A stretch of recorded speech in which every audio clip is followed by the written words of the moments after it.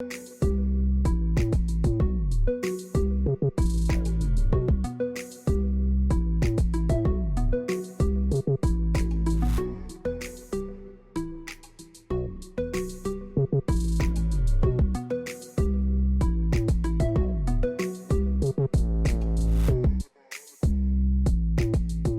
Tuesday, March 26. Here's what's making the news today.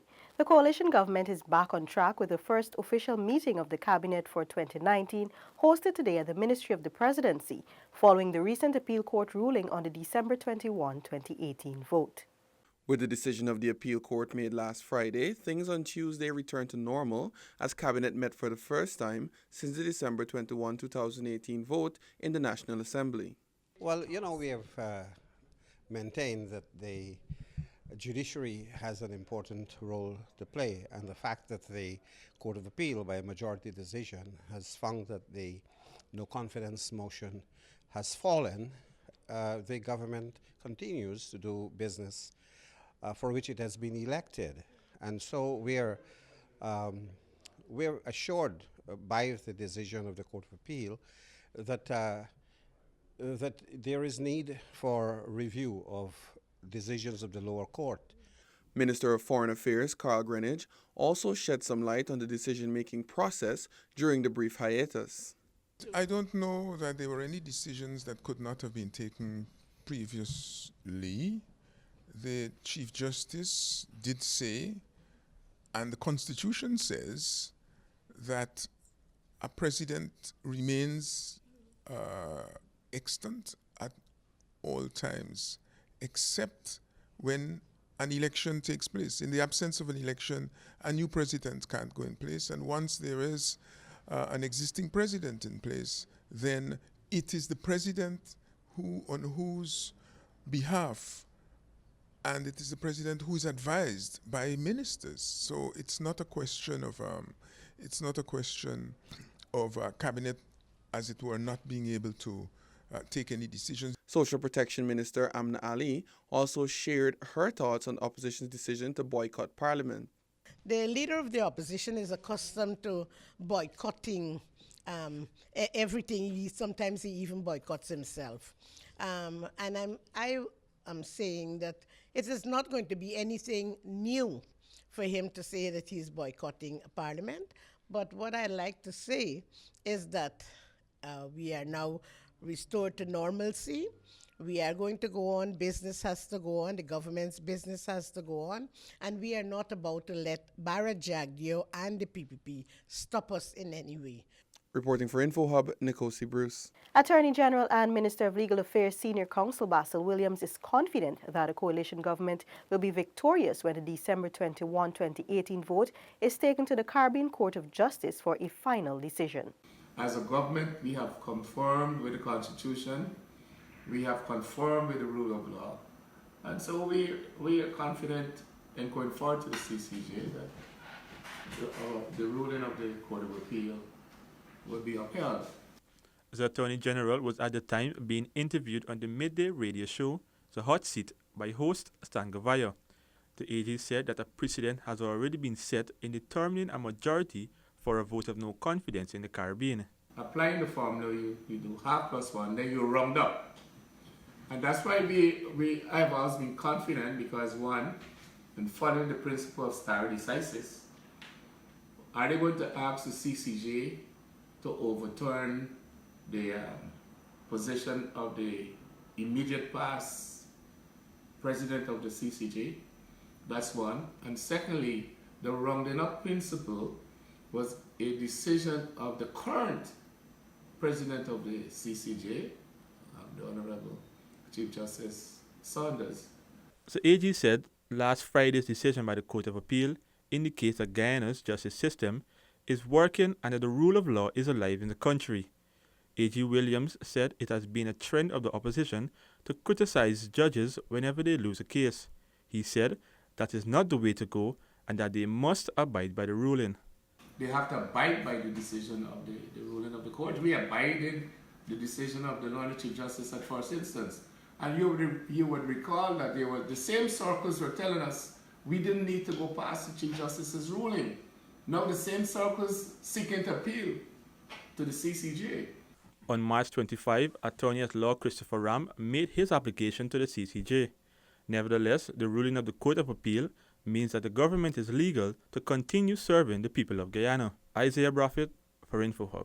All is set for the Government Comes to You event to be held at the Square of the Revolution tomorrow, Wednesday, March 27. The event starts at 9 hours and will be officially opened with remarks by Minister of State Joseph Harmon. Several ministers will be in attendance to listen to and address the issues of citizens. Representatives of government ministries and agencies, including the Ministry of the Presidency, Office of the Prime Minister, Guyana Lands and Surveys Commission, Go Invest, and others will be on hand to assist all citizens. The event will run throughout the day. The government is encouraging persons to come in their numbers and have their issues addressed on the spot. The Central Housing and Planning Authority will be hosting an exhibition of 50 housing units at Prospect, East Bank, Demerara for low, moderate, and middle income earners. On Tuesday, InfoHub paid a visit to the newly developed Prospect Housing Scheme on the east bank of Demerara, where more than 50 housing units were constructed by the Central Housing and Planning Authority, CHNPA, in collaboration with private investors. The exhibition will be held under the theme Embracing the Prospect of Affordable Living, Opening Doors While Opening Minds. CHNPA Public Relations Officer Ivor Wharton said Guyanese will be presented over the coming weekend with several housing options. Central Housing and Planning Authority would have constructed 20 low-income units, and together with some private developers, they would have constructed 30 units. Included in the private developers are the Guyana Defence Force and the Guyana Prison Service, who would have constructed 4 units. Wharton informed that the low-income units value at $4 million, the moderate $6 million, and the middle income at $9 million. Why the construction of low-income units at this time? One of the challenges we face is to provide housing units or low-income options for persons who would have qualified for $4 million or so at the bank. So we would have constructed these units fitting that price point. She said at the open house exercise, persons with land will be given the opportunity to choose from several options to build a unit on their land. Wharton added that persons who are qualified for a $4 million mortgage at the bank will be giving the plans and estimates for the cost of $3,000 on site at the exhibition. The project, which commenced in October 2018, consists of single units, 3 duplexes, 1 disability-friendly unit, and hinterland houses, which were constructed with materials from Anai Region 9. Starting Friday, persons attending the exhibition will have the opportunity to meet with Republic Bank, various contractors, and the providers of building supplies. The agency will also be giving away a 1-bedroom house at the end of the exhibition. Reporting for InfoHub, Ayana George. Still to come, Public Health Ministry embraces new mass drug administration strategy to eliminate filariasis and sporting facilities being upgraded in Agricola. These stories and more when we return after the break. Are you ready to embark on a truly epic adventure to an undiscovered corner of South America, where some of the most spectacular natural attractions are unveiled within a beautifully diverse landscape? From the wetlands and savannas to the ancient mountains, magnificent waterways and lush enriching rainforest, which provide a vast playground for some of the most exotic and breathtaking creatures on the planet, including many of the world's giant species. This untouched land of mystery and wonder serves up an exclusive experience for travelers. So are you ready for a new, awe-inspiring adventure? Welcome back to nature. Welcome to Guyana.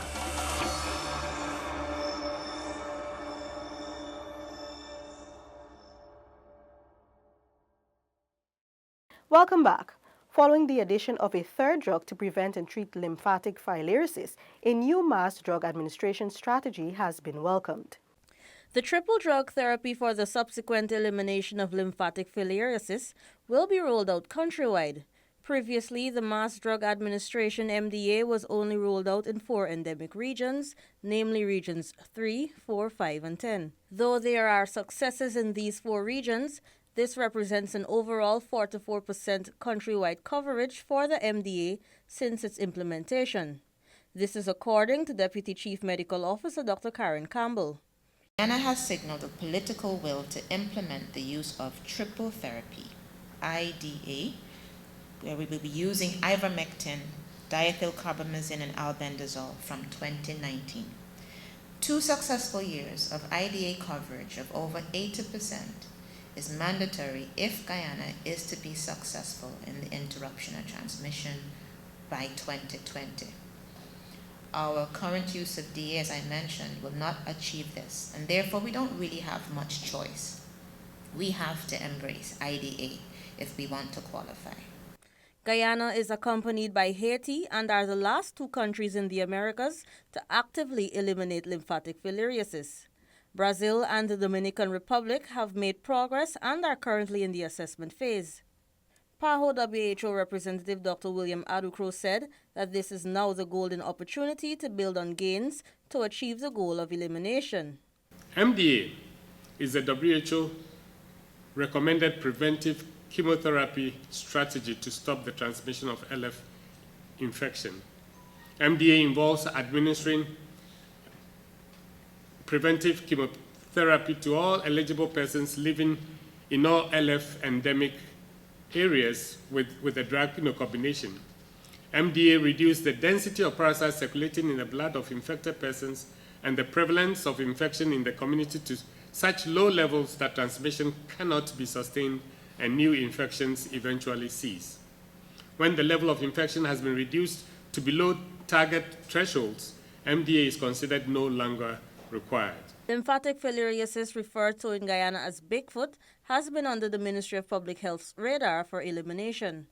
PAHO WHO has worked aggressively with the ministry in this regard to ensure that this neglected infectious disease is no longer a public health problem. For Info Hub, Delicia Haynes. Sporting facilities are set to be upgraded soon in Agricola. This is one of the many outcomes of the ministerial outreach hosted in that community over the weekend, which was spearheaded by Minister of Social Cohesion with responsibility for culture, youth and sport, Dr. George Norton. Residents of Agricola defied the Sunday afternoon's heat to lobby their ideas and concerns regarding their community. Minister Norton met with scores of residents as he sought to continue to build a better relationship between the Department of Social Cohesion, Culture, Youth and Sport and those that live in Agricola.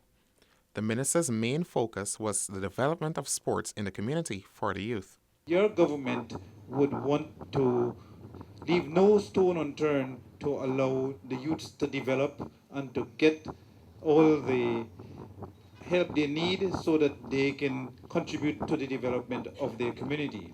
To enable youth in sports, the department has commenced work on the ball field in Agricola, which is 70% completed. Director of Sport, Christopher Jones, outlined the roles residents play in ensuring that community sporting facilities are kept up to standard. We're not only doing ground enhancement, but what the Honourable Minister had titled in 2017, ground enhancement and care. And as such, we have to ensure that there is a committee that is in place, and a committee of which has been identified. There are various reps from the residents within the community. Residents of Agricola were excited about the upcoming upgrades to the sporting facilities and praised the government for the initiative. I applaud it because the community members need interaction. They need, it's like seeing is believing mostly. So this is a great initiative on their part. So I would encourage it and say they should continue to be interactive with us. I am grateful for, what is going on. It's definitely a refresher for the village of MacDoom and Agricola. The fact that the persons in office could come out and meet us at our very ground is really impressive, and I'm impressed about the meeting. Minister Norton, after donating basketballs to players in the community, pledged to install 4 light poles on the basketball court to enable an environment for night games. Equipment for the neighborhood boxing gym is also set to be provided this week. The Agricola ball field will also be equipped with fencing, lights, along with a hall. Coming to you from the ministerial outreach hosted by Minister Dr. George Norton of the Ministry of the Presidency's Department of Social Cohesion, Culture, Youth and Sport, with videographer Kareem Peters in the vibrant community of Agricola, Shaquille Bourne for InfoHub. That's all for this evening. Connect with us on WhatsApp, like and subscribe to our Facebook page for notifications, and subscribe to our website for more stories. You can also follow us on Instagram for updates. Your bridge and weather reports are up next. Goodbye.